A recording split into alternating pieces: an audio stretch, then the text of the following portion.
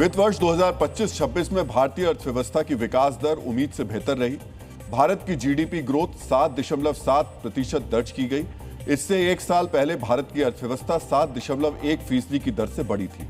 GDP के आंकड़े आने के बाद प्रधानमंत्री नरेंद्र मोदी ने कहा, यह केवल आर्थिक प्रगति नहीं बल्कि 140 करोड़ भारतीयों की कड़ी मेहनत और संकल्प का प्रमाण है। वहीं मौजूदा वित्त वर्ष यानी 2026-27 के लिए आरबीआई ने 6.6 की आर्थिक विकास दर का अनुमान लगाया है। यह पहले के आकलन से थोड़ा कम है। भारत ने अंडमान द्वीप के पास गहरे समुद्र में प्राकृतिक गैस का भंडार खोज निकाला है। सरकारी कंपनी ऑयल इंडिया लिमिटेड को गैस का यह भंडार मिला है। पेट्रोलियम और प्राकृतिक गैस मंत्री हरदीप पुरी ने कहा कि फिलहाल कंपनी गैस की संरचना और उसके ऊर्जा मूल्य का सटीक आंकलन करने के लिए गैस के नमूने ले रही है। इसके साथ ही गैस की उत्पत्ति को गहराई से समझने के लिए आइसोटोप अध्ययन भी किया जा रहा है। सीबीएसई के पोस्ट रिजल्ट सर्विसेज पोर्टल पर हुए साइबर अटैक मामले में दिल्ली पुलिस ने एफआईआर दर्ज की है। सीबीएसई की शिकायत पर आईटी एक्ट की धाराओं के तहत मामला दर्ज किया गया है। सीबीएसई ने अपनी शिकायत में कहा था कि उसके पोर्टल पर सुनियोजित साइबर हमले किए गए। हालांकि शुरुआती जांच में किसी भी तरीके के डेटा लीक के संकेत नहीं मिले हैं। इस पोर्टल का इस्तेमाल 12वीं बोर्ड परीक्षा के छात्र अपनी आंसर शीट के वेरिफिकेशन और री एवेल्युएशन जैसी बेहद जरूरी सेवाओं के लिए कर रहे थे।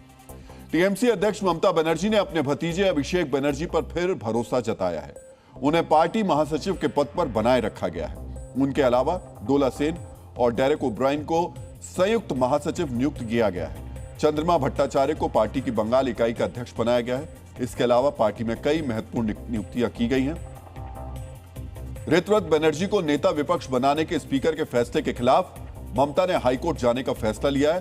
हालांकि ममता की बुलाई बैठक में पार्टी के सिर्फ 8 विधायक और 6 सांसद ही पहुंचे। तमिलनाडु में बीजेपी के पूर्व अध्यक्ष के अन्नामलाई का इस्तीफा पार्टी ने आज मंजूर कर लिया।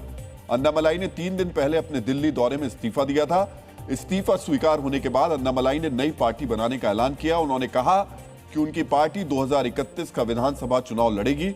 अन्नामलाई ने कहा कि उन्होंने पिछले साल दिसंबर में ही पार्टी को इस्तीफा देने के बारे में बताया था, लेकिन बीजेपी ने उन्हें चुनाव तक रुकने को कहा था।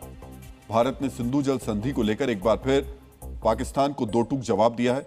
विदेश मंत्रालय ने कहा कि जब तक आतंकवाद खत्म नहीं होगा तब तक सिंधु जल संधि स्थगित रहेगी।